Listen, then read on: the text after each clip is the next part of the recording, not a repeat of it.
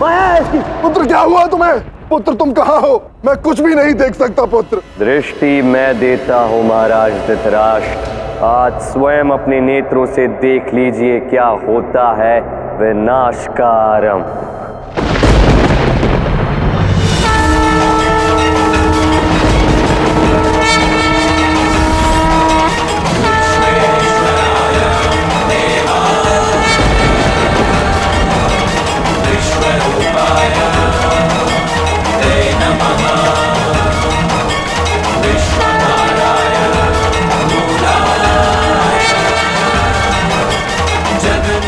पुत्र देखो कृष्ण कितने दिव्य हैं।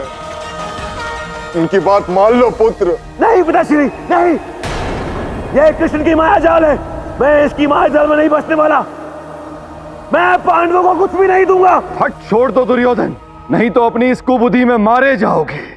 ऐसे दिव्य कृष्ण से लड़ना अपनी मृत्यु को आमंत्रित देने के समान है। महाराज दुर्योधन को छोड़िए, आप निर्णय लीजिए, बचा लीजिए कुरुवंश को। मान जाओ पुत्र, 5 गांव ही की तो बात है।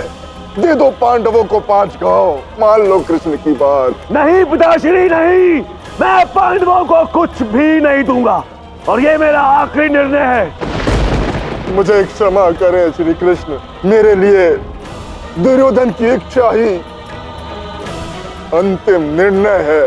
मैंने केवल शांति मांगी थी और इतने यत्न करने के पश्चात भी, इतने अवसर देने के पश्चात भी अब तक शांति प्राप्त नहीं हुई। ये सभा अधर्मी, मुख, अंधों और बहरों की सभा है, जिसका राजा स्वयं मद में चूर साक्षात भगवान की याचना को अनसुना कर रहा है। यही विनाश का कारण बनता है और अब यही होगा। अब धर्म और अधर्म के मध्य में संग्राम होगा। अब शब्द नहीं युद्ध होगा। अब शांति नहीं विनाश होगा।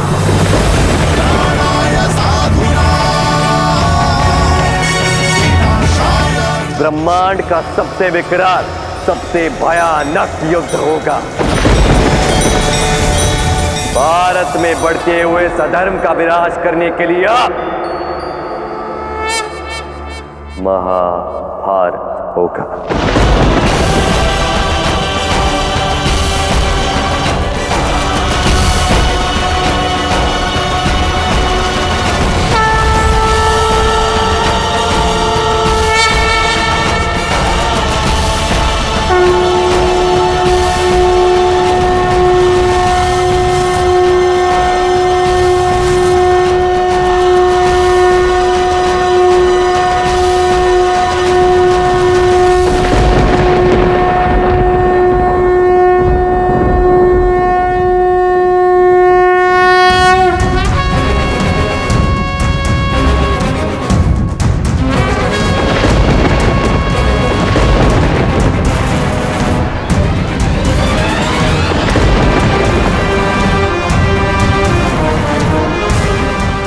हे कृष्ण, आपने तो समर शंख फूंक दिया और इस नाद के साथ ही युद्ध का आरंभ कर दिया।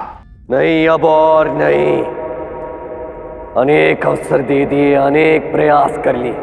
अब बात होगी शस्त्र से। युद्धनाद के पश्चात क्षत्रिय केवल युद्ध करता है और अब वही होगा।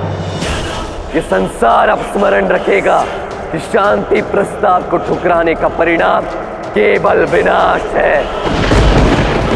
अब आप सब, अब दुर्योधन, समय और स्थान निश्चित कर लेना।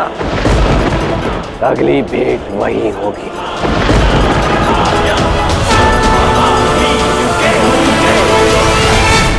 अब मुझे आज्ञा दे।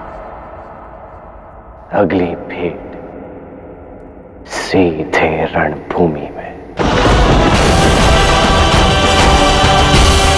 कौन सी आज्ञा कृष्ण?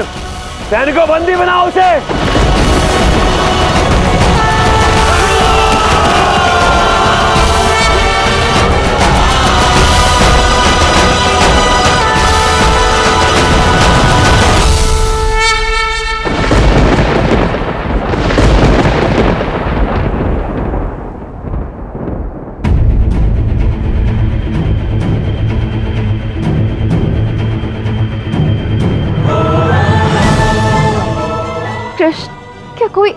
मूर्ख हो सकता है कि स्वयं कृष्ण के समझाने पर भी ना समझे?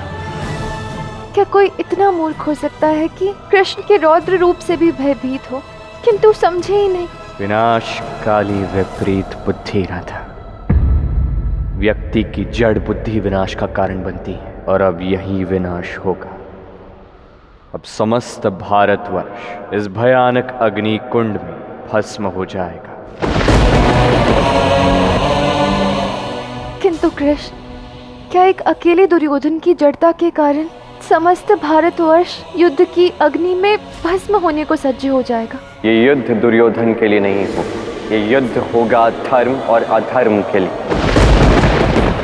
युद्ध की घोषणा हो चुकी है। अब जो अधर्म का साथ दे रहे हैं वो दुर्योधन का साथ देंगे और जो धर्म का साथ दे रहे हैं वो पांडवों का।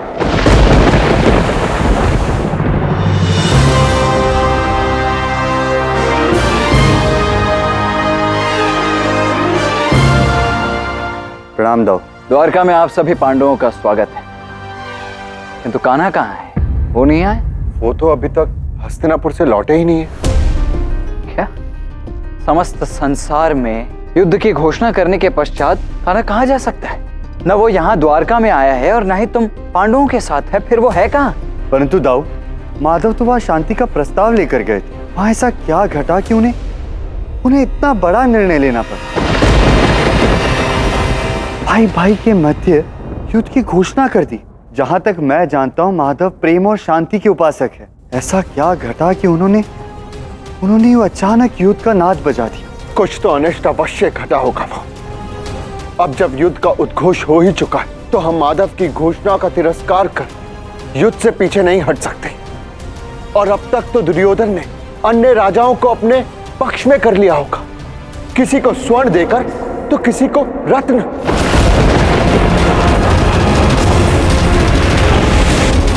कहीं भय तो कहीं शक्ति का सहारा लिया होगा उसने।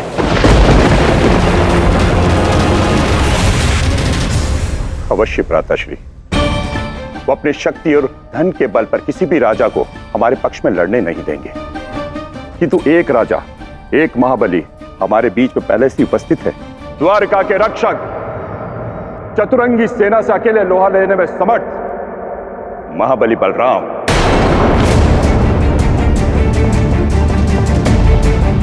बलराम दाऊ, इस युद्ध में आप हमारा अर्थात धर्म का साथ देंगे ना?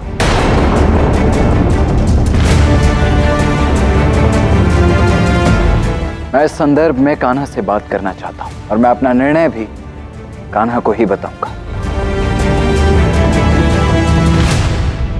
किंतु कान्हा है कहाँ? सभी यही सोच रहे होंगे कि किसका साथ देना है और किसका नहीं, और मेरा कार्य केवल इतना है कि जो धर्म का साथ दे रहे हैं उन्हें मैं पांडवों के पक्ष में लाऊं, ताकि जब इस युद्ध का अंत हो तो इस भयानक अग्नि से केवल धर्म रूपी कुंदन बाहर निकले। अधर्म के सर्वनाश के पश्चात एक ऐसे भारत का निर्माण हो जो धर्म के पथ पर अग्रसर हो। और इसके लिए इस युद्ध से पूर्व कुछ महत्वपूर्ण कार्य हैं जो मुझे करने होंगे। किंतु कृष्ण, जब तुम स्वयं युद्ध की घोषणा करके आए हो और स्वयं उसी युद्ध में लड़ने भी वाले हो, तो किसी और के विजय होने का तो प्रश्न ही नहीं उठता ना? मैं भी यही सोच रहा हूँ राधे। यदि इस युद्ध में कृष्ण लड़ा